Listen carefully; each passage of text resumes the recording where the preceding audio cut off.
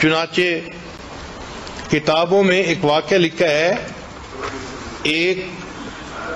انگریز لڑکے نے اپنی والدہ کے بارے میں لکھا ہے، اس کو کہتے ہیں 8 لائز آف اے مدر، کہ ایک ماں جس نے 8 جھوٹ بولے۔ تو وہ لڑکا کہتا ہے کہ میرا والد بہت غریب تھا، وہ فوت ہو گیا تو میں اپنی مدر کے پاس رہنے لگا۔ اب مدر کا کوئی ذریعہ آمدنی نہیں تھا، تو ہمارے گھر میں کھانا جو پکتا تھا وہ بھی بہت تھوڑا ہوتا تھا، اور ہمیں بھوک لگی ہوتی تھی، اور جب کھانا پکتا تھا تو والدہ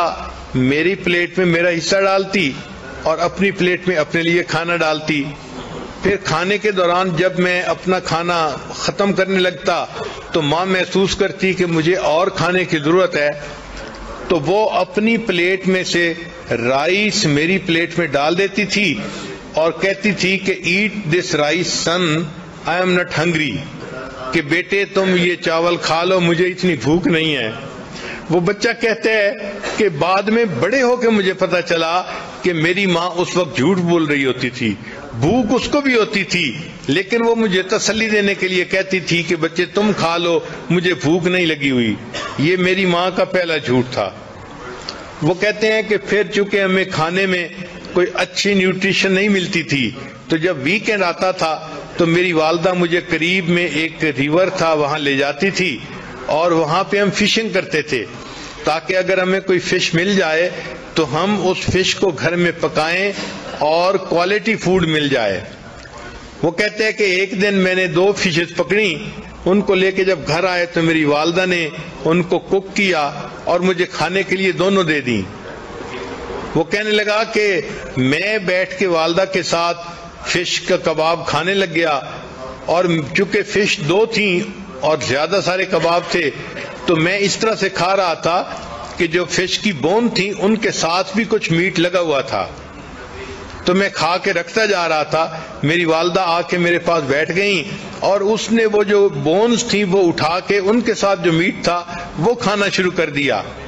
تو کہنے لگا کہ میں نے فیل کیا کہ والدہ بھی کباب کھانا چاہتی ہیں، تو میں نے کہا امی کو کہ امی آپ بھی کباب کھا لو، تو میری ماں نے کہا کہ نہیں بیٹا، fish eat this fish son because I don't like it, میں فش کھانا اتنا پسند نہیں کرتی، تم فش کا کباب کھا لو۔ اور یہ میری ماں کا دوسرا جھوٹ تھا، حالانکہ فش اسے پسند تھی اور وہ بچے ہوئے اس کی جو ہے نا میٹ کو بون سے کھا رہی تھی۔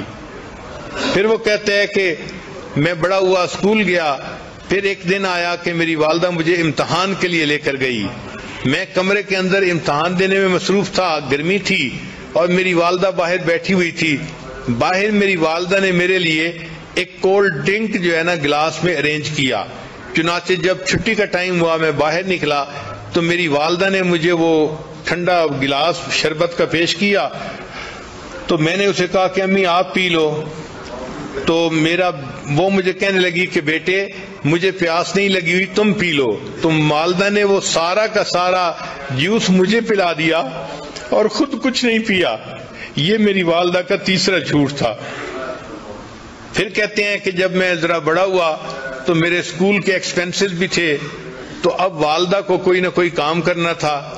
تو والدہ نے کیا کیا کہ قریب میں ایک میچ فیکٹری تھی، تو وہاں سے خالی ڈبے لے کے آتی تھی اور گھر میں رات کو بیٹھ کے ان کے اندر میچز کو بھرا کرتی تھی۔ چنانچہ ایک رات میں نے دیکھا کہ والدہ ساری رات جو ہے وہ بیٹھ کے کام کرتی رہی کہ تاکہ اس سے کچھ پیسہ ملے اور میرا خرچہ چلے۔ کہتے ہیں صبح کے وقت جب میری آنکھ کھلی تو میں نے دیکھا، تو میں نے امی سے کہا کہ امی آپ سو جائیں، تو ماں نے مجھے دیکھ کے کہا کہ go to sleep my dear son, I am not tired, کہ بیٹے تم سو جاؤ، میں ابھی تھکی ہوئی نہیں ہوں۔ یہ میری والدہ کا 5واں جھوٹ تھا، حالانکہ وہ تھکی ہوئی تھی لیکن مجھے اس نے کہا کہ میں تھکی ہوئی نہیں ہوں، تم سو جاؤ۔ پھر وہ کہتا ہے کہ میں نے اسکول میں اچھی پرفارمنس دکھائی، اس کے اوپر مجھے اسکالرشپ مل گیا اور مجھے امریکہ کی ایک بہترین یونیورسٹی میں داخلہ مل گیا، تو میں اپنے گھر سے امریکہ شفٹ ہو گیا۔ وہ کہتے ہیں کہ جب میں پڑھنے کے لیے وہاں چلا گیا تو فون پہ میری والدہ مجھے کہتی رہتی اپنا خیال رکھنا، اپنی پڑھائی کا خیال رکھنا، یہ کرنا وہ کرنا۔ وہ کہتے ہیں کہ پڑھنے کے بعد پھر مجھے ایک جاب مل گئی تو میں نے ایک گھر بھی کرائے پہ لے لیا اور اس کے بعد پھر میں نے شادی کا بھی پروگرام بنا لیا، حتیٰ کہ میری شادی ہو گئی۔ تو میں نے اپنی والدہ کو بتایا تو والدہ نے کہا کہ بیٹا تم اپنی بیوی کو خوش رکھنا اور اپنے گھر میں خوشی سے زندگی گزارنا۔ میں نے والدہ سے کہا کہ امی آپ یہاں آ جائیں، ہم میاں بیوی اکیلے ہیں، آپ ہمارے پاس آ کر رہیں، ہمیں آپ کی جو ہے وہ کمپنی بھی مل جائے گی اور میں آپ کے لیے اداس بھی ہوں۔ تو میری والدہ نے مجھے کہا کہ نہیں بیٹا، مجھے تو جو بڑے گھر ہوتے ہیں ان میں رہنا اچھا نہیں لگتا، میں اپنے اسی چھوٹے سے کرائے کے گھر میں زیادہ بہتر ہوں۔ یہ میری والدہ کا 7واں جھوٹ تھا جو اس نے میرے ساتھ بولا۔ پھر میرے پاس چونکہ پے اچھی تھی تو میں چاہتا تھا کہ اپنی والدہ کو ہر مہینے کچھ نہ کچھ پیسے دے دیا کروں، تو میں نے ایک مرتبہ کچھ پیسے اپنی والدہ کو بھجوائے تو میری والدہ نے وہ پیسے مجھے واپس بھجوا دیے۔ تو جب میں نے پوچھا کہ امی آپ نے پیسے واپس کیوں بھجوائے تو والدہ نے کہا کہ بیٹا میرے پاس انف منی تھی، مجھے اور پیسے کی ضرورت نہیں تھی۔ یہ میری والدہ کا جو ہے وہ 7واں جھوٹ تھا جو اس نے میرے سامنے بولا۔ پھر کچھ ایسے دن گزرے کہ والدہ نے فون میں مجھ سے رابطہ نہیں کیا تو میں بھی پریشان تھا کہ 3-4 مہینے ہو گئے والدہ سے فون پہ کبھی تسلی سے بات نہیں ہوئی۔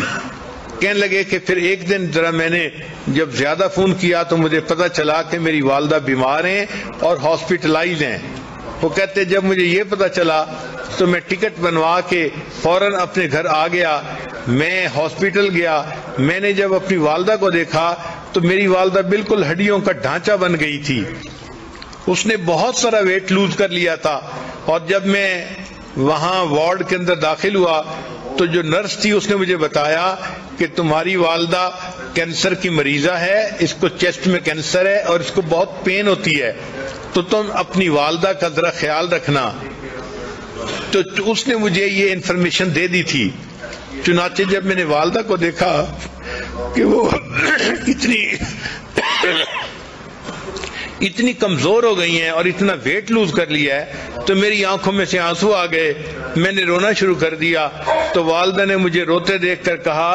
کہ بیٹے don't cry, I am not in pain,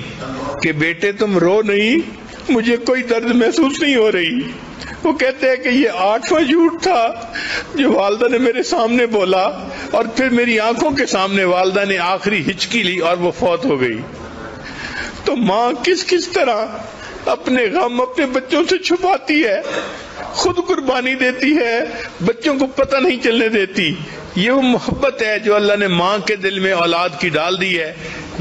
یہ رحیمیت کی وہ صفت ہے کہ اصل میں تو رحمت اللہ تعالیٰ کے پاس ہے، مگر اس نے اس کا چھوٹا سا ایک ذرہ ہر ماں کو عطا کر دیا تاکہ انسانوں کو پتہ چل جائے کہ میری رحیمیت کا کیا معیار ہوگا اور میری رحیمیت بندوں کے ساتھ کتنی ہے۔ وہ اپنی ماں سے کو دیکھ کے سمجھیں کہ اللہ اپنے بندوں سے کتنا پیار کرنے والا ہے۔